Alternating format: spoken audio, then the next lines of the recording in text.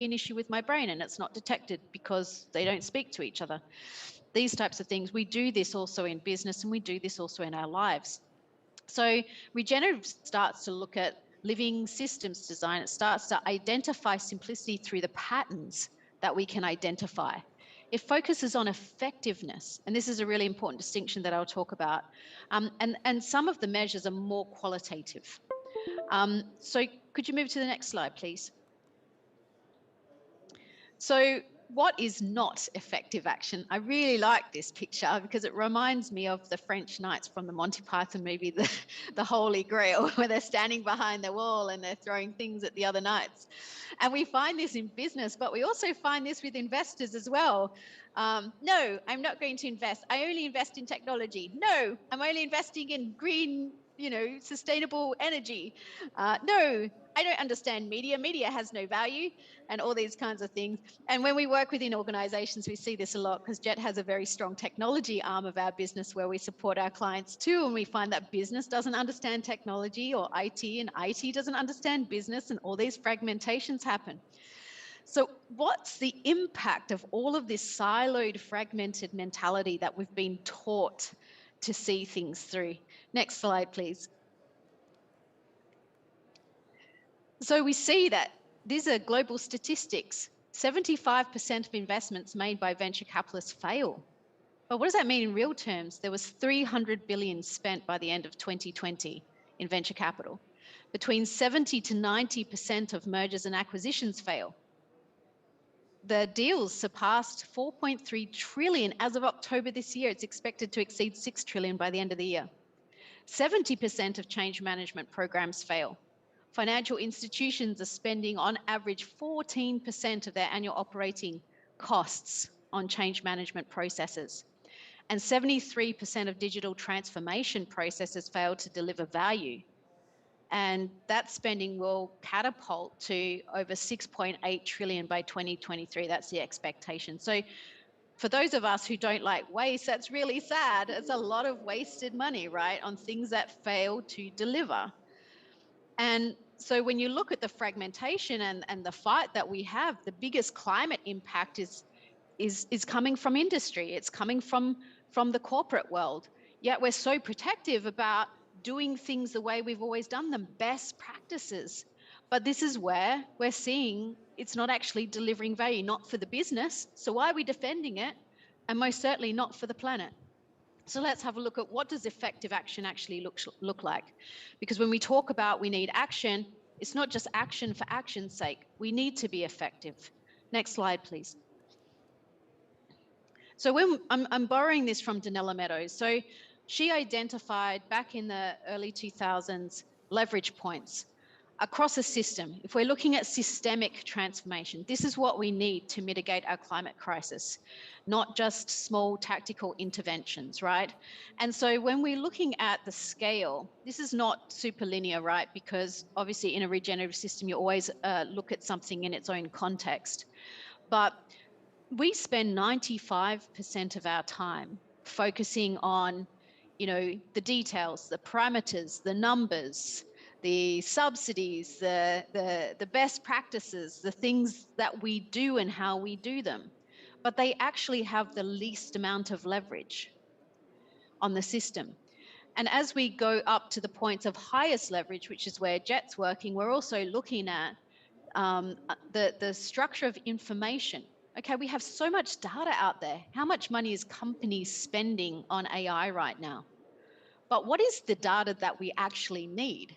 How do we interpret the data? How do we make that data effective for our own purposes and for the purposes of the planet? We don't have those answers right now because we're still perceiving the data from the point 12 in terms of functional analysis.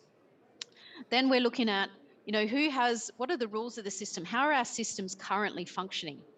How do they interact and exchange with each other? Because we live like they're truths. They're not truths. We made it up. We made up economic theory. We hypothesize some things, and we've seen since the 1990s, many of our economic truths failing, yet we're not questioning the system, right? And then we look at the structure, and the power to add, change, or evolve, or self-organize the system. And this is fundamentally important. Can we go to the next slide, please? Because what we're talking about is a transitional from functional thinking to epistemological.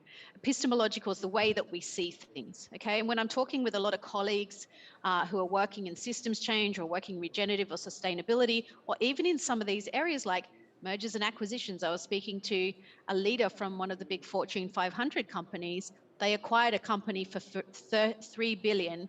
It had the potential to be worth $30 billion, but it was still owner operated and the merger was failing. Why? Because it's to do with people. People are complex, and always at the people level, things break down and we don't know how to solve it. But that's why regenerative works in nested systems. So we work with self, we work with the group, and then we work with the system, but it's not linear. We're operating those things parallel. So when we work with organizations, we're working with boards and C-suite who are challenging the way they think using our frameworks and methodologies, but then that's shifting how the group functions. And then that's also then shifting how the system functions at the same time. So we work in nested systems. Can we move to the next one, please? And so when we look at that, it's really, really super important because it's focusing on culture, the culture of how we behave, the culture of how we view the world. And we need to start there in order to create a systemic strategy. And then the leadership has to be developmental. We have to be constantly learning and growing and adapting and challenging our perspective as we go. Unfortunately, our dependency on best practices means that we just lean on what's always been done without really innovating. And then we can get to, the strategic implementation of what it is that we're doing. And what we find is when we work this process with organizations or even large associations and whatnot, the way that the whole being of that organization starts to shift, and that's how you get that systemic change. Next slide, please. And the reason is because we focus on place first. Every place has its own unique potential.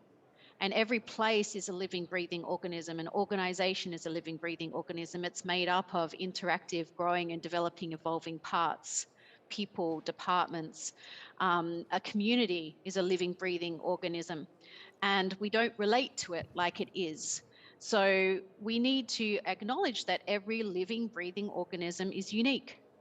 What makes Michelle cannot be completely replicated. There are things that she has had experiences of, her past, her worldview, her histories, her stories, her religions, her belief systems, all these types of things that make her unique, right? She's a living, breathing organism. She has her own unique potential. Then as collectives, it's also the same. A sense of place has its own unique potential. So what is that? So we ground things in place first. And from there, we start to understand that there is a potential to shift the business model. So many of my colleagues have been working for 20 years in carbon credit trading. This hasn't shifted anything. All we've done is commoditized carbon. It hasn't accelerated a green transition. It's regulators that are coming in now and bashing down doors that are making people do things differently. So what we need is not more of these types of economic structures that are more of the same. We need to shift our business models. And from there, real innovation can happen, like really thinking outside the square. And that's when finally we get to those tactical interventions that, back on the leverage point slide I showed you, which is where we spend 95% of our time. We do that further downstream and we get there, but coming from a totally different context. So I think that's the end, if I remember rightly. Next slide, please. Yeah, it's the end. So I really wanted to talk today about action. We're here for action. The time for talking is over. But I think we need to ask ourselves, what kind of action? What action's actually going to be effective? Because doing for the sake of doing will not help the transition. Thank you. Thank you, Peter, for that wonderful presentation. And I really loved what you said about community-centric action. It's so important to look at the communities around us and to find what is the most appropriate action, what is most related to their place and purpose, and how we can support each other towards building a more sustainable future. So I think that links really nicely also into our next presentation. So thank you for that great introduction and background on how we can work together. So let's give a round of applause for Peter. Thank you. Thank you for being here. Great, and if we can just go ahead and pull up the next slide, please. We'll go ahead into explaining a little bit about also one of our partners, who is the Blue Planet Alliance. And although they're not here in this venue today, we will be seeing them later this afternoon at the Marriott Hotel. And we have this event right here featured on the screen that shows the great title and enthusiastic explanation that we are doing this. And the reason why the name We Are Doing This came about is because the Blue Planet Alliance has been working towards promoting 100% renewable energy.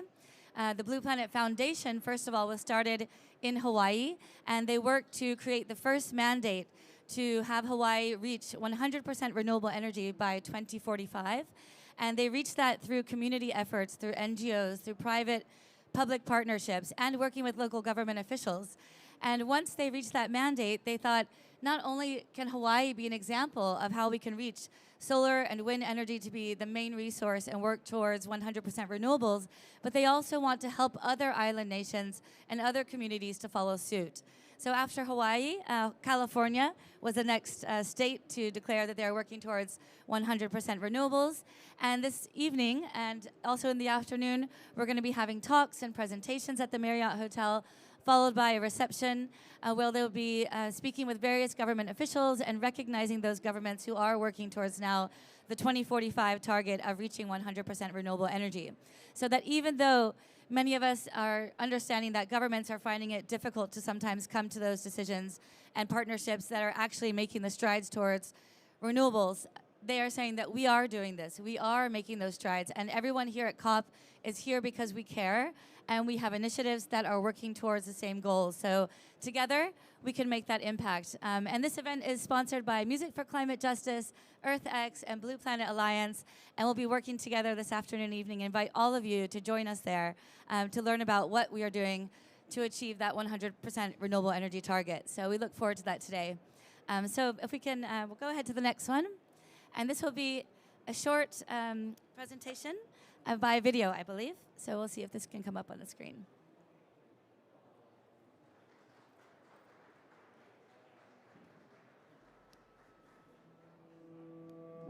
When you learn about Hawaii's 100% renewable energy law and see how successful the program has become, you'll realize it makes sense for virtually every island community.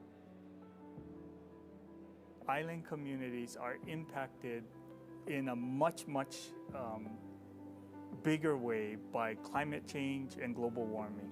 We see the impacts every day, and we know the devastation will be coming if we don't take action. For generations, we've been spending billions of dollars exporting that money out of our economy to import fossil fuels. I think the biggest thing we faced trying to pass a 100% clean energy mandate was that people didn't believe that it was possible. We thought it was impossible. Remember that Hawaii was the most dependent state in the country on imported fossil fuel.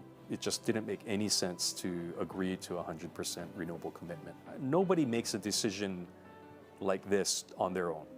So everybody said we couldn't do it, but I've never believed in obstacles that couldn't be overcome. And we, as human beings, have always overcome obstacles. When Hank and I first met each other, and I was first introduced to Blue Planet, my initial reaction was, what is he talking about, right? Who is this guy pushing 100% renewables and we have to get off of fossil fuel faster? And there was definitely some early headbutting. No one had really analyzed a 100% clean energy scenario in Hawaii. So we knew setting a goal that was 30 years hence was doable. When we harvest energy from the sun or from our wind or from other local renewable resources, that value, that economic value, that money stays in our economy. What we found when we actually did it was that the economic benefits were far greater than we ever imagined. It took us 3 years of introducing bills to actually get 100% clean energy bill passed And there was definitely resistance. After years of effort, the breakthrough came in 2015. The last state became the first state to commit to 100% clean energy. This morning, the governor signed a law requiring all of Hawaii's electricity to be produced from renewable energy sources by the year 2045. Supporters say it could take some getting used to, but it will save customers millions of dollars in the long run. As an electrical engineer, I knew that we would have the technology available. The 100% law was really a game changer for Hawaii. And we're able to achieve it at a price far less than business as usual and at a rate that's faster than anyone anticipated. You know, today we're way ahead of our goals for reaching 100% clean energy, and we're going to do it at cost savings of billions and billions of dollars for local residents. So what was really exciting was others quickly followed. 3 short years after Hawaii adopted its 100% clean energy law, California followed suit. I think any jurisdiction, any country on this planet has the ability to go 100% renewable. Don't wait. If you're an island nation state, if you're like Hawaii, think of it like agriculture, harvest the power from the sun, the power from the ocean, the power from the wind, and use those resources to power your country with modern electricity. When you're comparing it to like a diesel-fired energy system, it's not too hard to actually beat that from an economic perspective. We are actually seeing combinations of new technologies that are more cost-effective than our fossil fuel plants. We're improving the environment, saving the planet, and reducing the cost of energy here all at the same time. And I'm committed to helping each and every one of you find the same path. In 2007, I started the Blue Planet Foundation to end the use of carbon-based fuels starting in Hawaii. Today, I'm starting the Blue Planet Alliance in New York to do the same thing, but for the rest of the planet. Because the problems that we have to solve are worldwide problems, not just problems of Hawaii.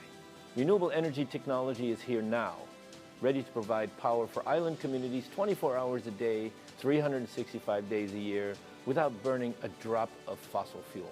If you can accomplish your area, your island, your city to go 100% renewable energy, that will be your legacy. And your children and your grandchildren in the future, they will thank you. This is something that you can do for them.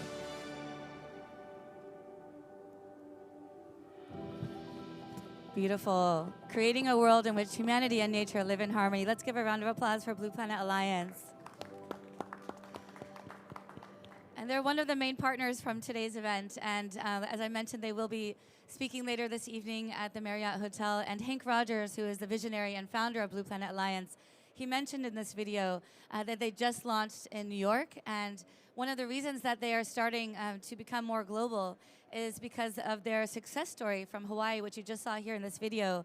Is something that they want to share with all of the small island developing states. So they'll be working very closely with all the ambassadors who are to the permanent missions at the United Nations based in New York, and helping to not only export their technology of solar and wind energy, but also ideas and grassroots organizations that can work together to help islands achieve this 100% renewable energy initiative by 2045. So we're really pleased to work with them and to support this initiative also from Peace Boat.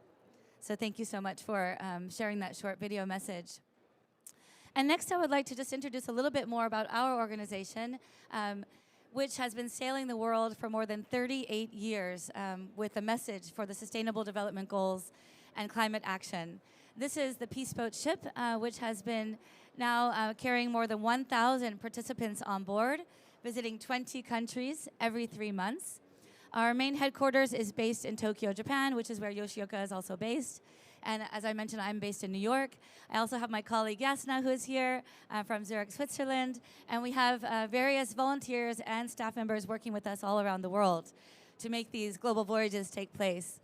So as we travel, we are working with nonprofit organizations, NGO leaders, youth, indigenous communities, and also the private sector, as well as governments in each of the communities that we visit. And you can see here there are 3 different lines on this map. Starting from Japan, the red line follows more of a northern hemisphere voyage and goes up into the Suez Canal, Mediterranean, and into the fjords up in Norway and Finland, for example, and crosses through the Panama Canal. And the green line, which you can see on the bottom, is more of a southern hemisphere voyage, focusing on Southeast Asia, going down to South Africa, Namibia, over to Brazil, Argentina, and Chile, sailing through the fjords of Patagonia. And each of these voyages, as I mentioned, we're visiting around 20 countries, so 20 different coastal communities that we're engaging with to support their initiatives and to learn more about how we can work together to achieve a more sustainable world. On board the ship, we have guest speakers who give lectures and workshops about so many important topics. And as Peace Boat has now been sailing for, as I mentioned, also 38 years, we've taken so many guest speakers on board to share their messages for peace and sustainability. And we also serve as an NGO. We are a nonprofit organization that's based in New York, but also a social business in Japan. So when we think about the green economy, we also think about how can businesses be more inclusive? How can we also highlight the different themes that our partners want to talk about in their communities and bring those into the business aspects? Peace Boat now also sails with the Nobel Peace Prize on board. We are part of the steering committee of ICAN, which is the International Campaign to Abolish Nuclear Weapons, which received the 2017 Nobel Peace Prize. And so we sail with that Peace Prize on board. And you can see here that we visit more than 100 ports in more than 80 countries. So we're quite an international organization, and we're always striving to achieve more each and every year.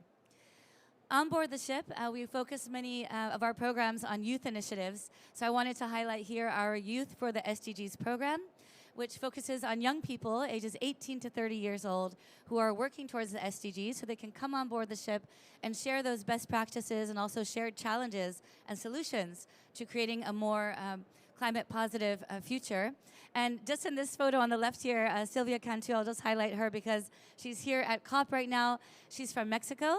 She was one of our Youth for the SDGs scholars, and then she was able to join the Mexican delegation here as one of the negotiators at COP. So I'm really proud of her efforts, and it's great to see her transition also into becoming a global leader for climate action. Peace Boat sails with the SDGs logo on the hull of our ship. And all of our Youth for the SDGs scholars, when they join us, they really choose which SDGs are important to them and what are the actions that they're going to take into making those SDGs become reality. And so with that, I'd like to show a short video about what Peace Boat is doing now for the Sustainable Development Goals.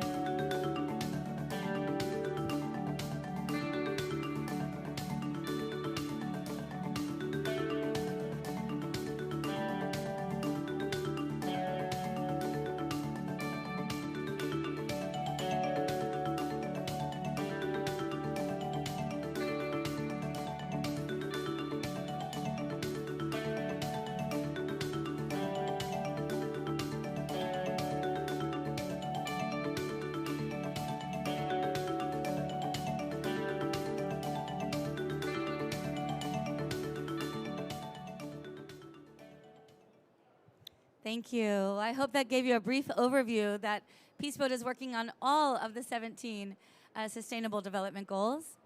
And as we use our ship as a venue for education and raising awareness and also building those partnerships, for us, SDG 17 is incredibly important because without partnerships, nothing is possible. And that's one of the reasons why we're here at COP, is to continue to build those partnerships. So we do look forward to meeting all of you during the Q&A session and learning about what you're doing also for the SDGs and seeing how we can collaborate together. And with that, I would like to pass the microphone over to Yoshioka Tatsuya, the founder of Peace Boat, so he can introduce a bit more about EcoShip and Peace Boat's transition to a more sustainable future for the business and also for our organization. Thank you, Emily. So again, thank you very much for coming here and to joining this session. And briefly, that I hope that you can understand the peaceful activity and so on. But I have started this program when I was 23 years old, when I was very young and a student. And I really feel in my life that the encouragement to the young people is very important, I think. Otherwise, that there is no core of the energy to change this world in a sustainable direction. I really believe so. So, and this, the peaceboat cruise, the peaceboat voyage is one of the method of that. So, but unfortunately, our ship is not completely clean ship. Passenger ship is, have to use the fossil fuel now. So that is a huge, the frustration. Why we have to use this ship? But it is no ship in the world still. That is, of course, a small ship is okay, but several hundred people, the voyage is, if we would like to organize such kind of the educational voyage, we really need the kind of innovative the ship. And on the other hand, as you know, that how many the big tankers or the big cargo ship do you know completely clean energy? Not yet. But why not yet? That the car is Musk, and not only him, that all over the world now that start to produce that 100 clean energy car. Why not the ship? And also I would like to add, ocean is a key factor for the climate change, climate crisis. We have to save the ocean seriously. So in that case, why not we try to imagine or they really make efforts to build the eco ship. So I would like to introduce our eco ship now. This one. This is also still not 100% the clean energy. But this future and this image is, I really believe, start to create of the we can do to create the really 100% renewable energy ship and ocean transportation. This is a solar. This is not joke. Huh? We are spending the 7 years. That is already very the real design and engineering test we are doing. So at any time we can start to the build. That is the situation. So maybe we prepare the video. Okay. Anyway, the little bit. Let me explain about that. And one of the quite important point is this sail, the 10 sail, but this is also solar panel. The wind power, to utilize the wind power, and at the same time the solar power. Next, please.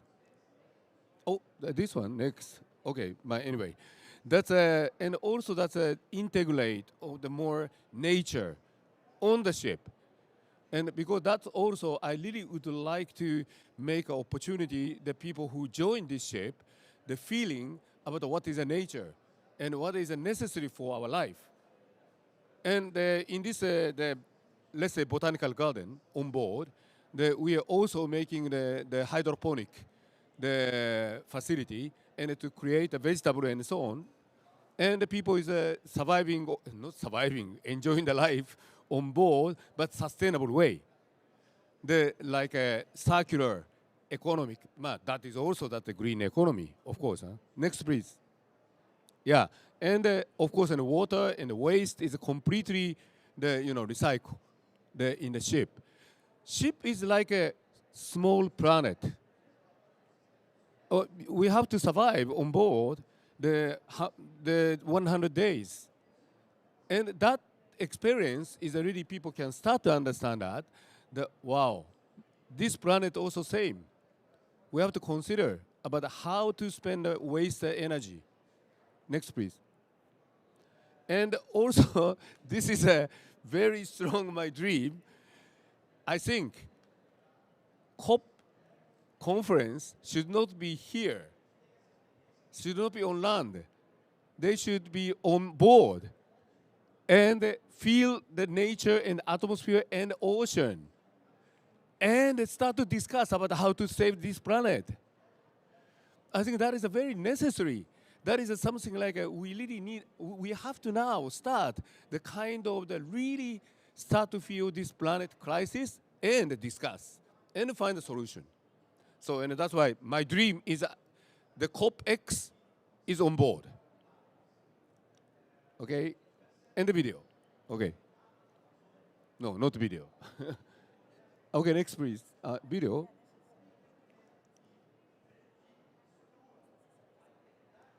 Sorry. Oh yeah. And now that the solar cell is retracted, and now only solar panel working, not wind power now. And each the yeah.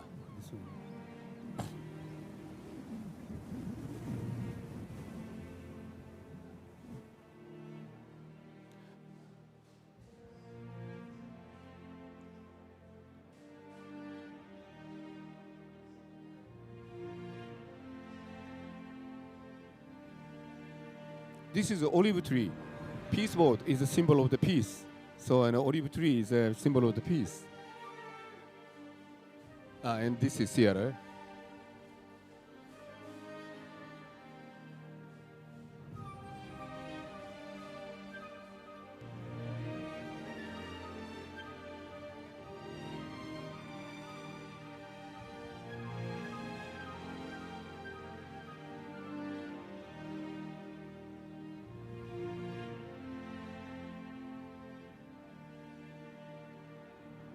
And also that this sports area is a kinetic floor, and by basketball you can create energy, electric energy. And the disco also, where the kinetic floor that we will use, and we can produce energy.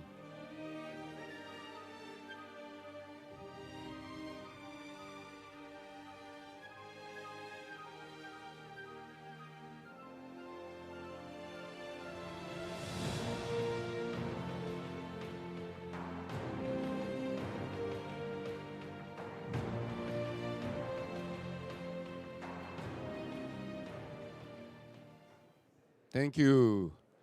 I hope you like this shape. And also, at the end, I really would like to emphasize that we will organize a 3 times world cruise by this ship. That is the plan. So it means that is 100 countries we can visit every year by this ship. So, and I really consider about that kind of the awareness raising effect. That is, if this ship is coming in a port or your city, the people can start to understand that, wow, and wow, this kind of thing is possible. So why not? We can make more efforts about that. So anyway, that is, I really hope that this ship can be the game changer very soon. Thank you. Thank you, Yoshioka. Thank you so much for introducing EcoShip. Raise your hand if you'd like to join us for COP on the EcoShip in the future. All right. Well, we'd love to have you all on board. Thank you. For me, too, it's a dream to sail on the EcoShip, really promoting and embodying the message of sustainability as a flagship for the SDGs. So we look forward to partnering with all of you and really building this together. Not only will the EcoShip be the vessel for Peace Boat's activities, but it's a convening space for conferences and workshops and education for all of your organizations and businesses and the activities that you all are working so hard to bring to light here at COP. We hope that we can also share those through our ship around the world. So I would like to also talk about now Michelle's project of HealRWorld, which she also has been excited to bring to the Peace Boat in the future. So if we can bring Michelle back in by Zoom, I'd love to have her talk a little bit about Music for Climate Justice and her goals here at COP. Thank you, Michelle. Thank you, Emily. So number one, Yoshioka, I think my dream would be to be on the Peace Boat for the next COP for sure. I think many of us would dream to be on that Peace Boat. Yeah.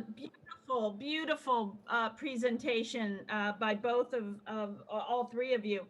So I'm really honored to be here today and talk to you a little bit about the work that I'm doing since having left corporate America and in sort of the financial sector. I really wanted to use my background to make a difference. And so I've always been in innovation. I admire a lot what Hank said.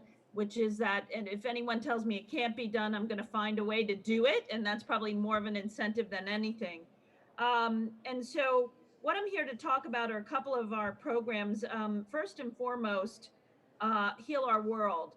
And so when we think about what Pita talked a bit about, right, in order to facilitate systemic change, we need to think about mindsets, right, and will, being, what is the potential of the system?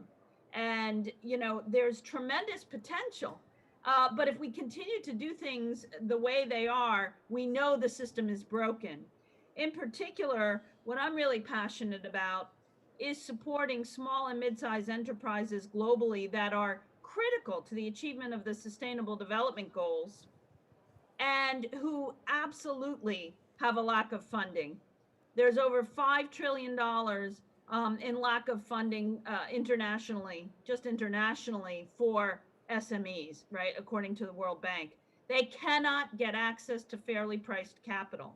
And what's extremely frustrating to me is many women-owned organizations or minority-owned organizations cannot access capital. And then if you add on the layer of them being in the impact space, there becomes another layer, as Pita very well articulated earlier with investors, right? So there's this, well, this doesn't fit into my box here, and this doesn't fit there. Oh, and you're women-owned or you're minority-owned, you're getting 2%, less than 2% of venture capital funding. So I am here to change that if I can, in any way that I can, and to showcase those businesses who are committed to the SDGs and to our planet. And for me, if we can create that kind of systemic change, we will have done a great thing in the world. And my goal is, and what my research has shown through Dun & Bradstreet is, once I put together this database of these companies from around the world, 1.2 million of them, we looked at how they looked from a credit perspective.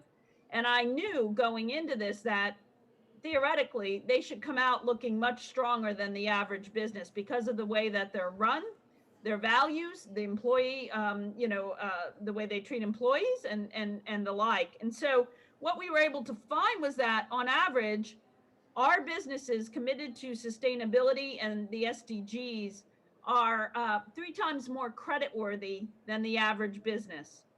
Huge finding in the space, which has not gotten the attention I really would have liked. But we're really excited to do more around that and to say that we need to get that fairly priced capital to those businesses. It's critical. So without further ado, I want to show you a little bit about not us, but about our businesses, because they will inspire you. And you'll begin to see the pattern of the heart that really exists within these organizations. So if we could just go to the video at this point.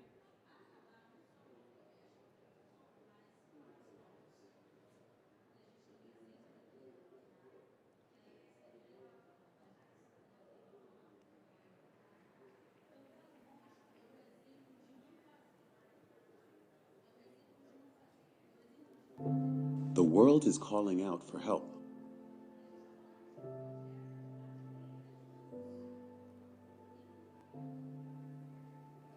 But who will answer?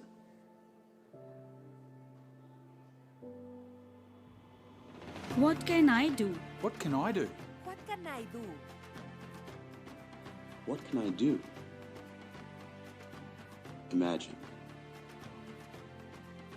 We're really trying to make an effort within the communities. So that's been a huge spirit behind what we've done at Indigenous and a lot of the work that we've done here in Peru.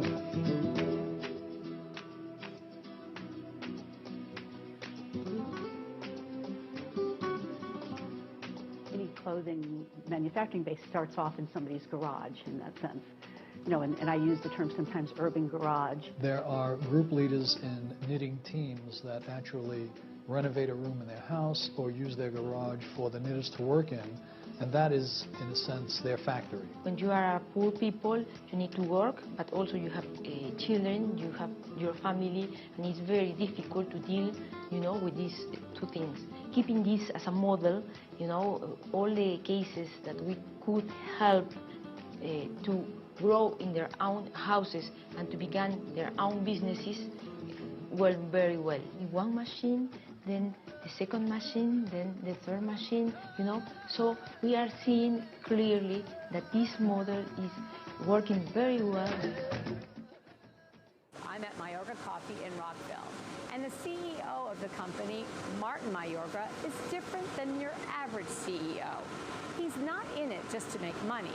He wants to make a difference in the lives of Latin American farmers. You know, what we do for our family, we'd like to do for our consumers. Yeah, we put a lot of time and energy in sourcing, you know, products and food and ingredients for our family. Those that have like vitality, energy, life in them.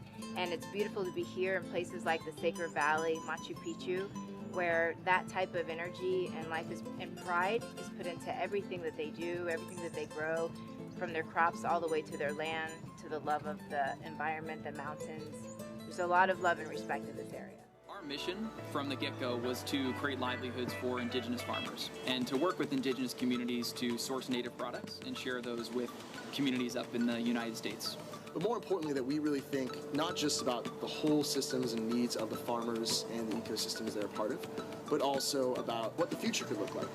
Overfishing and its associated environmental and social impacts is perhaps the biggest sustainability challenge we face after climate change. Restaurants have got to start looking at MSC because they can keep small fisheries like this going for years to come. I work for RMIT University Vietnam. We have over 5,000 students and staff, most commuting on gas motorbikes every day. Imagine the difference if people rode clean, quiet, zero tailpipe emissions electric scooters. At RMIT, we are developing an electric scooter share program that will allow access to environmentally friendly transportation for students and staff. I wanted to change my life, and I didn't know where to start or where to go. I didn't even know right down the street was the Grayston Bakery. I knew it was there, it was just that they gave me the opportunity. Since I've been at Grayston, I changed. I did a 360 on my life. I got 3 bank accounts. To me, it ain't all about the money. It's about being a man and doing the right thing. Imagine the impact your decisions can have when you choose consciously. What can I do? What can I do? What can I do? Support our sustainable business network of companies committed to people, planet, and profit. Help ignite a global movement by voting with your dollars. Imagine that together we can heal our world with every purchase. By combining best-of-breed technology drivers to create the greatest social impact. That gives sustainable small businesses from around the world a platform to tell their stories through a community that unites shoppers, investors, sustainable SMEs, and corporates in a mission to support people, planet, and profit, helping to transform the multi-trillion-dollar global e-commerce market into a force for good. Imagine a social impact community like no other. Imagine HealRWorld.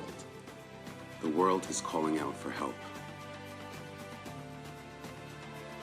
The answer must come from all of us.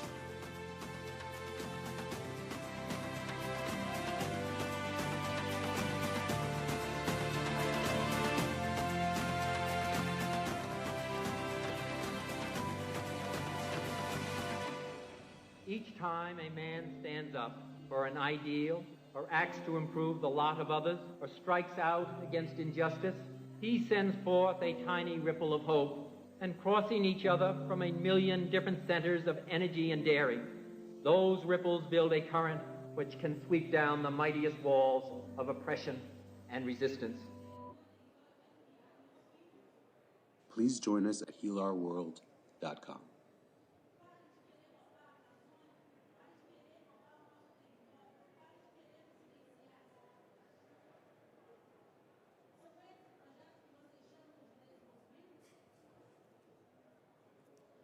So thank you.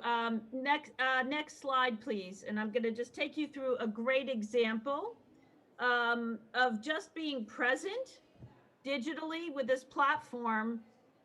We've been given an opportunity, I feel, to make a transformational difference, and I'm hoping with Pita's support I can do that. Not an area that I ever really knew much about. Is the next slide up? I'm just making sure the Tesla hospital, prior slide, sorry. There we go. So this is a great example of the potential of the system. So the Tesla Cancer Hospital in Nairobi, Kenya, is an initiative that's tried to raise capital for years now, unfortunately. And they couldn't get any interest from funders, despite their amazing business plan and the amount of money they put in. Their CEO is a woman doctor, Dr. Gladwell, who's done a phenomenal job in envisioning this, not only as a cancer hospital for breast cancer treatment, but also as an educational institution to begin to really train doctors locally, because that's one of the biggest issues in terms of serving the African population in terms of breast cancer in particular. And so next slide. I began to see that really looking at this is a huge issue in Africa. And breast cancer is nearly 28% of all cancer cases. The women who have money are forced to travel out of country, usually going to India for care, which is very difficult on their families, as you can imagine. And those who don't have money just remain untreated. It's a complete travesty. Next slide, please. So ironically, as I got involved and I tried to start to raise money to help them, this cancer hospital, I got very intrigued about, how do I bring in the right partners, an ecosystem that can create major change here? And so I did so with just the contacts that I had myself. So I brought in the IFC, only to find out that they were working on this strategy for an ecosystem approach. But this is a real case here that we can leverage as a prototype for other regions of Africa, certainly. And then I brought in Siemens, and I brought in Roche. And what's the irony of it all is that, typically Roche and Siemens don't ever work together. They're considered competitors, right? And what we worked out in this scenario was, listen, guys, if Siemens focuses on the equipment that's needed and Roche focuses on the pharmaceuticals, we can all coexist in this ecosystem and make a huge difference with this one unit and then have a bigger vision. So this is a great example. Everybody has come together. There's funding and discussion now to support this, and we want to take this model and really work on how will this create local jobs, local economy. How will we be able to support through education and tutorials so that people understand what they need to do and what that process looks like and how we can support them? How do we leverage technology to bring in doctors from all over the world? So even if they're not physically there, they can begin to help while we're building out and training doctors. So this is something I'm extremely proud of. And it's just an example of the possible when we think beyond, right? And we look at new ways of doing things, not the traditional same old, same old. Next slide, please. And so, my new campaign that we launched on Tuesday evening is called Together We Can. And we really do believe that despite what happens here with governments, and the like, we as citizens and as people of the world really have tremendous power, more power than I think we even give ourselves credit for. We really have the opportunity to say, no, we're going to do things differently. We're going to vote with our dollars or whatever currency we might be in, with our money for a better world. Frankly, we can choose the companies we choose to purchase from. We can choose to invest our money wisely and know where every dime is going, because that's our responsibility to this planet. So there's a lot that we together can do. And so my hope out of this COP conference is there'll be a lot of negative news. We all know that, right? But let's focus on the positive and what we can do together to make a difference, because every one of us has a beautiful voice that can. So next slide, please. So tonight, I'm very proud to announce a new project through our nonprofit, because one of my passions is really addressing resiliency and adaptation. And if you think about who are the most impacted individuals from climate change, it's the most marginalized. Climate injustice is real, and it's the indigenous and it's Black and brown communities globally, and it's our children. And I said the other night, you know, UNICEF just came out with a study where 1 billion, so 1/3 of all the children of the world are going to be severely impacted from climate change. This is real. So we need to start now, raising capital and money and making a difference for the lives of those most affected, helping them move, helping them, you know, really get started somewhere else. And that's the mission of Music for Climate Justice. It's a nonprofit. What we were trying to do is not another typical A-list musical concert, but to engage global musicians in a very big way, to lend their voices, because there's nothing that creates unity more than music. And what we've been just humbled by the outpouring of musicians. We have over 350 musicians participating from all over the world. We had to break up into 8 sessions, 4 hours a night. We couldn't even accommodate it all. It was just, it was shocking, and it's beautiful, and it's a testament to the human spirit. And so I encourage you all to join us. Tonight we'll be launching Music for Climate Justice on our digital platform, events.musicforclimatejustice.org, 7:30 p.m. GMT. And I'd like to just play for you just a brief little video about that. And thank you all. I hope you can join us.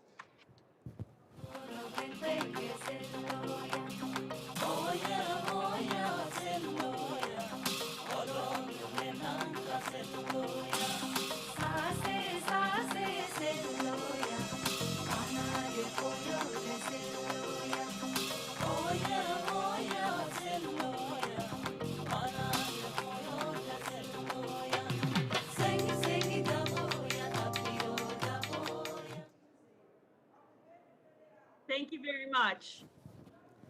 Thank you. Thank you, Michelle. And congratulations for your launch of Music for Climate Justice here at COP26. I think, you know, this is a monumental time in history to really bring climate justice to the forefront of everything that we're doing, whether it be through music and the arts, or through our activities such as through the Peace Boat, or, you know, working towards a regenerative future like Pita mentioned in her presentation. Now is the time, and we all know that. That's why we're here at COP. But these partnerships are really crucial to achieving climate justice. So thank you so much for all your efforts here. And we have just a few more minutes here left of our time at the Nature Positive Hub.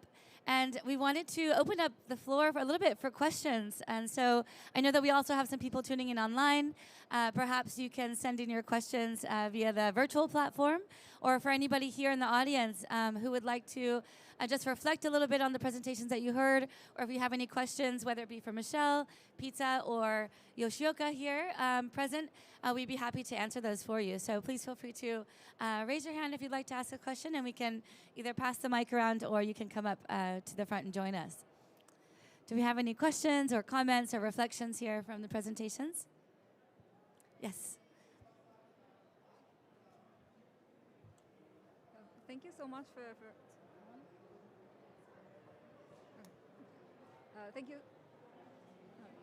thank you so much for all of these presentations. I have a question for Pita.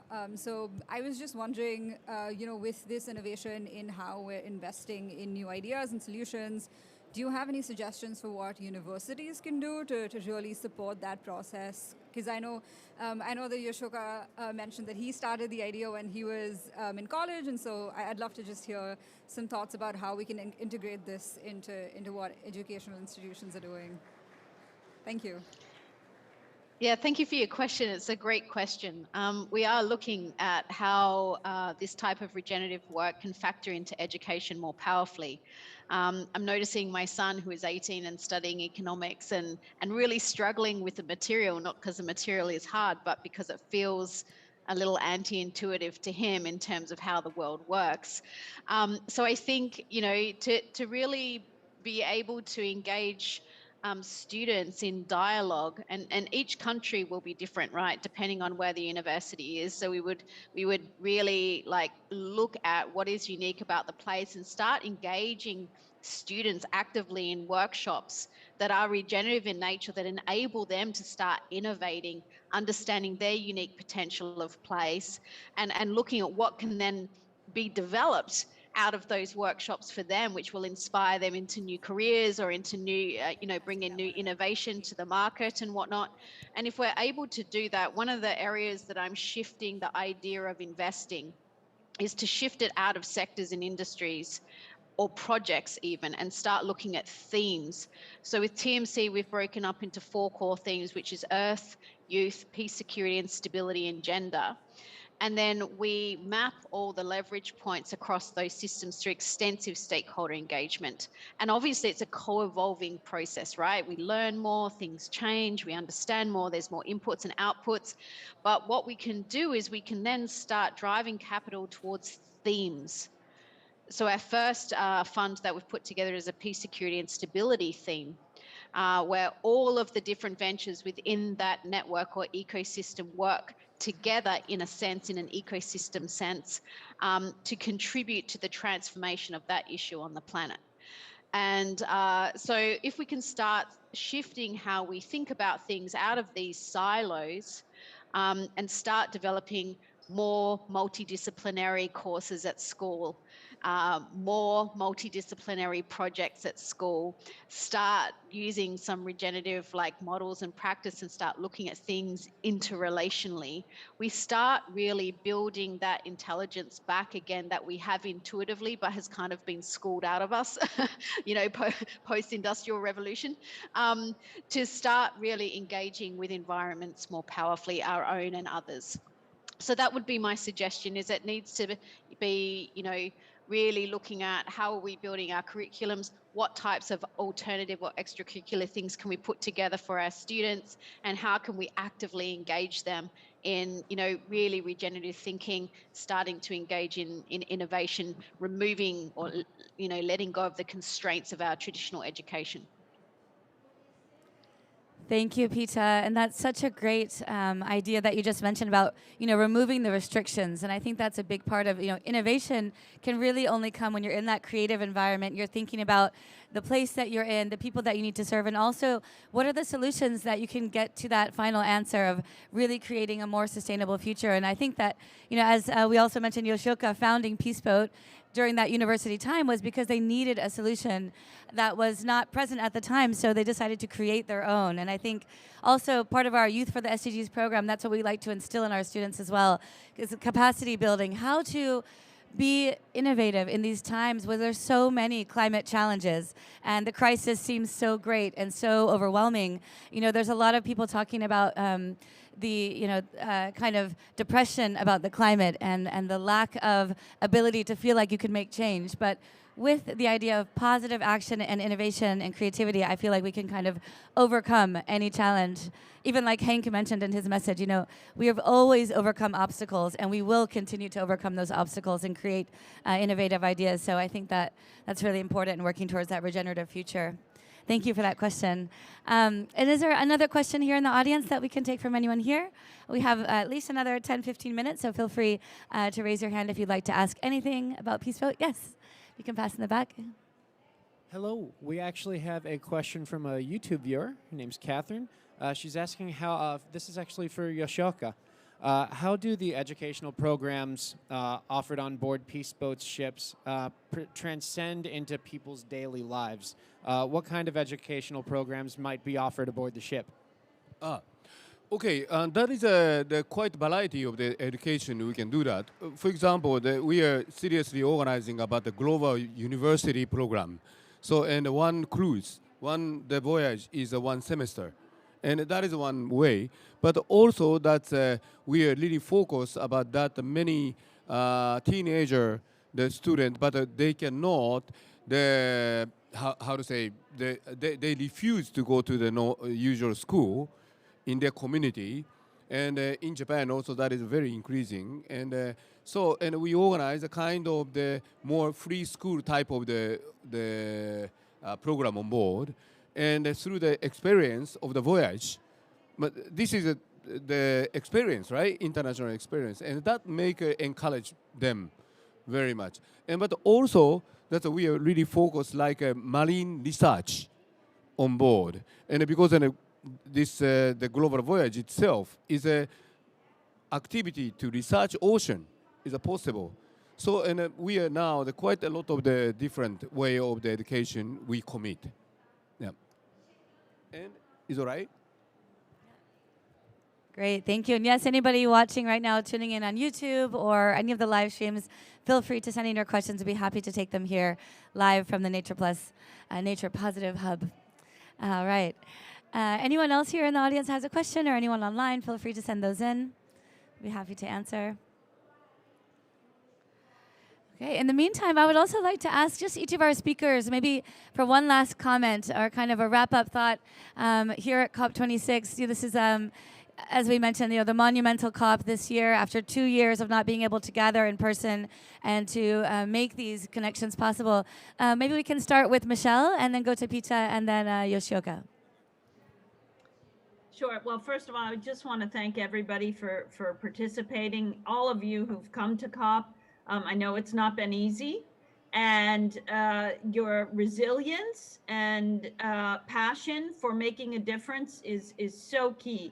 For me, it's really important. The last thing I want to say is that we all work together. I think we talked a little bit at our dinner last evening about the fact that we can all continue to go down our separate paths, or we can begin to join forces to amplify. And I think that the message I'd like to leave is that it's really critical that we all find a way to connect with one another and amplify everybody's efforts, because that's what it's going to take. So thank you, and I really appreciate the opportunity. Thank you to Earth Day as well for hosting us. Thank you, Michelle. And Pita? Thank you. Yeah, I also want to give a big thank you to HealRWorld, and who's also sponsored this event, and Earth Day as well, and many of the others who've contributed. I was really moved, Michelle, by the part of your video that highlighted that we have the answers.